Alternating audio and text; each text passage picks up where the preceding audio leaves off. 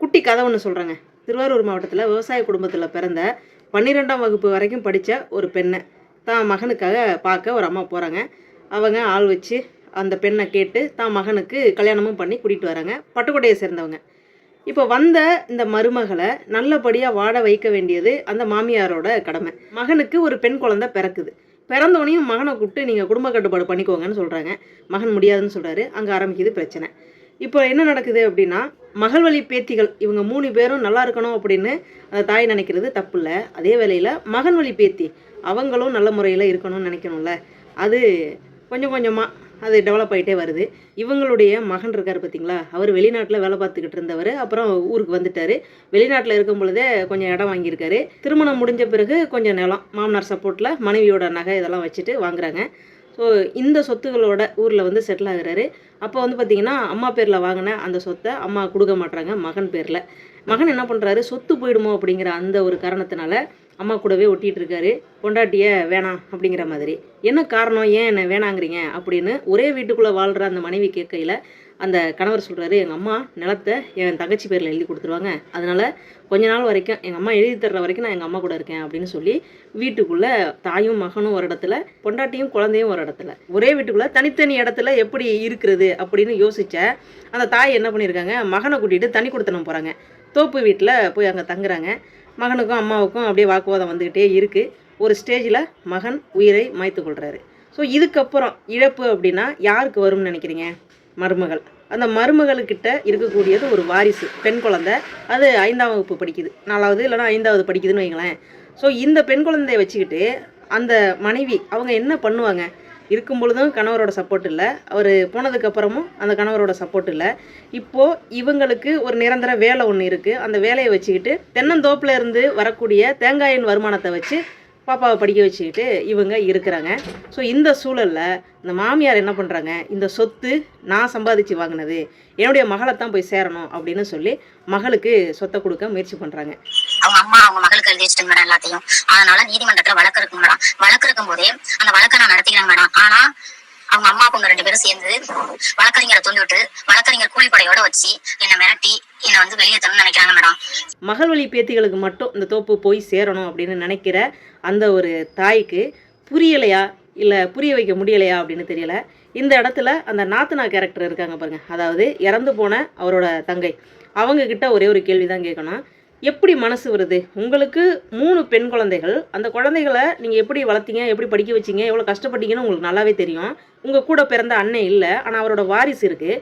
அந்த வாரிசுக்கு உங்களால் முடிஞ்ச உதவிகளை செய்யலை அப்படின்னாலும் உங்களால் அந்த குடும்பத்துக்கு எந்த தொந்தரவும் இல்லைன்ற மாதிரி நீங்கள் விட்டு விலகி போயிடலாமே. அம்மா செய்கிற இந்த தப்பை அந்த நாத்தனார் தானே கண்டிக்கணும். நீங்கள் செய்கிறது தப்புமா, அது அண்ணன் பொண்ணுக்கு தான் போய் சேரணும், நீ சொத்தை எங்களுக்கு தரணும்னு ஆசைப்படுறியா, பாதியாக கொடு, எங்களுக்கு பாதி கொடு, அண்ணன் பொண்ணுக்கு பாதியை கொடுத்துரு அப்படின்னு சொல்லி பேசுகிறது தானே அந்த நாத்தனாருக்கு கரெக்டாக இருக்கும்.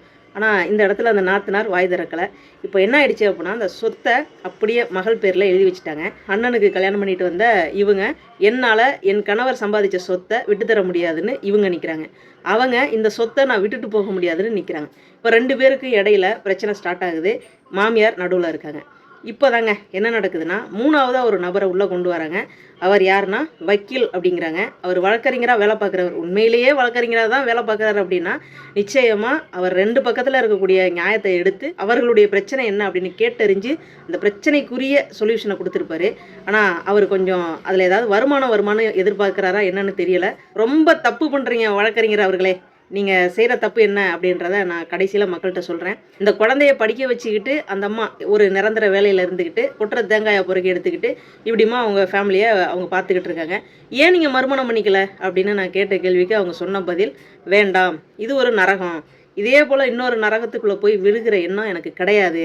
ஆனால் என்னுடைய கணவரை நான் எந்த விதத்துலையும் குறை சொல்ல மாட்டேன், அவர் ரொம்ப நல்லவர், எந்த விதத்துலையும் எங்களை விட்டு கொடுக்கவே கிடையாது அப்படின்னு அவர் மேலே இருக்கிற அத்தனை தப்பையுமே அவங்க மன்னித்து கணவரை வந்து அவ்வளவு நல்ல விதமாக பேசுகிறாங்க. சரி, இது மனைவி கிட்ட இருக்கிற ஒரு குணம். இப்போது இந்த சொத்து வழக்கு நீதிமன்றத்தில் பதிவாகி நடந்துக்கிட்டு இருக்கு. இந்த சூழலில் இந்த வழக்கறிஞர் என்ன பண்ணுறாரு, இந்த பெண்ணை மற்ற ஆண் நபர்களை விட்டு என்னென்ன மாதிரியான இழிவான செயல்களை செய்ய முடியுமோ அத்தனையும் செய்கிறாரு. இவங்களுக்கு ஒரு பெண் குழந்தை இருக்குது, அந்த குழந்தைக்கு ஒரு எதிர்காலம் இருக்குது, அதுக்குன்னு ஒரு வாழ்க்கை இருக்குது. ஸோ இது எல்லாத்தையும் யோசிச்சு பார்க்க வேண்டிய இடத்துல அந்த மாமியார் இருக்காங்க. ஆனால் அந்த மாமியார் அதை பற்றி கொஞ்சம் கூட பொருட்படுத்தலை. இந்த பக்கம் பார்த்திங்கன்னா வழக்கறிஞர் அவரோட வீரத்தை எப்படி கட்டுறாரு அப்படின்னா, ஆண்களை ஏவி விட்டு அவங்கள்ட்ட மொபைல் நம்பர், அதாவது இந்த பெண்ணோட மொபைல் நம்பரை கொடுத்து அந்த பெண்ணுக்கு தினம் தினம் கால் பண்ண வைக்கிறது. அவங்க ஃபோன் பண்ணி என்ன பேசுவாங்க ஆண்கள் பெண்கள்கிட்ட பேசும் பொழுது, நீ ஏன் வேறு திருமணம் பண்ணிக்கல, உனக்கு ஆள் இல்லை அப்படின்னா நான் வந்து உன்னை திருமணம் பண்ணிக்கிறேன், இந்த மாதிரி வார்த்தைகளை நான் டீசெண்டாக சொல்கிறேன். ஆனால் அவங்க கொச்சையாக அவங்கள்ட்ட பேசியிருக்காங்க. அவங்க ஒரு இடத்துல பணிபுரியக்கூடிய பெண், அவங்களுக்கு ஒரு சுயமரியாதை அப்படிங்கிறது இருக்கும். ஆனால் அதையெல்லாம் இவங்க பொருட்படுத்தாமல் அந்த பெண்ணை ரொம்ப சித்திரவதைக்கு உள்ளாக்குறாங்க. இதுக்கிடையில் அந்த பெண்ணுக்காக அந்த ஊர் மக்கள் அனைவரும் ஒன்று சேர்ந்து சப்போர்ட் பண்ணுறாங்க. ஸோ அந்த சப்போர்ட் கொடுக்குற ஒரே விஷயம்தான் அந்த பெண்ணுக்கு மன ஆறுதலை கொடுக்குது. உறுதியாக அவங்களுடைய சொத்து அவங்கள விட்டு போகாது அப்படிங்கிற அந்த எண்ணத்தோடு இதை எதிர்த்து போராடிக்கிட்டு இருக்காங்க. ஸோ இந்த இடத்துல நான் என்ன சொல்ல வரேன்னா, அந்த மாமியார் அவங்க தான் மகன் வழி பேத்தி தானே அப்படிங்கிற அந்த உணர்வு வரல, மகள்கிட்ட கொடுக்கணும்னு நினைக்கிறாங்க. அங்கே நாத்தனார் என்ன நினைக்கிறாங்கன்னா, அம்மாக்கிட்டேருந்து இந்த சொத்து நம்மக்கிட்ட வந்துருச்சுன்னா போதுன்னு நினைக்கிறாங்க. அடுத்தது இந்த வக்கீல் என்ன பண்ணுறாருன்னா, இந்த லேடி ஒத்த லேடியாக இருந்துக்கிட்டு நம்மளே ஆட்டம் காட்டுதே, நம்மக்கிட்ட அந்த சொத்தை கொடுக்காம இவ்வளோ வம்பு பண்ணுதே அப்படின்னு சொல்லி அந்த அம்மாவை போட்டு அவ்வளோ டார்ச்சர் அந்த வழக்கறிஞர் பண்ணுறாரு. ஸோ இங்கே நியாயம்னு ஒன்று இருக்குது.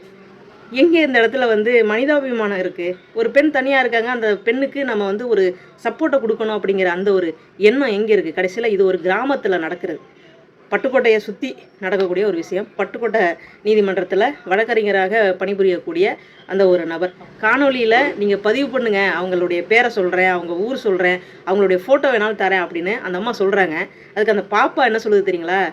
அவங்களுக்கு தெரிஞ்சது அவ்வளோதாம்மா, நாம் நம்மளோட வேலையை பார்ப்போம், நமக்கு மேலே இறைவன் ஒருத்தர் இருக்கார், அவர் பார்த்துக்குவார் அவங்க எல்லாரையுமே, நாம் அவங்கள எதுவுமே செய்ய வேண்டாம், செஞ்சிட்டோன்னா அந்த இறைவன் அவங்கள ஏதாவது செய்கிறதுக்கு யோசிப்பார், அதனால் அவங்க கொடுக்குற அத்தனை டார்ச்சரையும் நம்ம வந்து பொறுத்துக்கிட்டு நம்ம பணி என்னவோ அதை செய்வோமா அப்படின்னு அந்த பாப்பா அவங்க அம்மாட்ட சொல்லுது. என்கிட்ட அம்மா சொல்கிறத நீங்கள் போட வேண்டாம், ஏன்னா எங்களுக்கு ஏதாவது ஒரு வகையில் அவங்க பாதிப்பை கொடுத்துக்கிட்டே இருப்பாங்க அப்படின்னு சொல்லுதுங்க. அந்த பாப்பா இருக்குல்லையே, அது 11ஆம் வகுப்பு தான் படிக்குது. அந்த பாப்பாக்கிட்ட இருந்து ஒரு டம்ளர் தண்ணி, பச்சை தண்ணி இருக்குல்ல, அதை வாங்கி எல்லாரும் குடிங்க. அது கையால் வாங்கி குடிக்கிறது உங்களுக்கு வந்து கோடி புண்ணியம் கிடைக்கும். ஏன்னா அவ்வளவு நல்ல எண்ணத்தோடு அந்த பாப்பா உங்களை அணுகுது. ஆனால் நீங்கள் யாரும் அந்த பாப்பா நல்லா இருக்கணும் அப்படிங்கிற எண்ணத்தோடு அந்த பாப்பா கிட்ட நீங்கள் அணுகிற மாதிரி தெரியலை.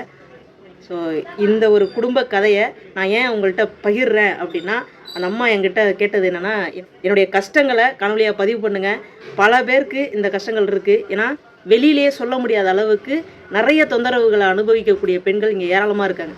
ஸோ அவங்களுக்கு ஆறுதலாக இருக்கும் அப்படின்னு அவங்க கேட்டுக்கிட்டதுனால இதை நான் பதிவு பண்ணுறேன். ஸோ குட்டியாக பேசிட்டு போக முடியாதுல்ல, அதனால தான் கொஞ்சம் விரிவான காணொலியாக பதிவு பண்ணுறேன். மீண்டும் நாளைக்கு வேறு ஒரு குட்டி கதையில் உங்களை நான் சந்திக்கிறேங்க. நன்றி.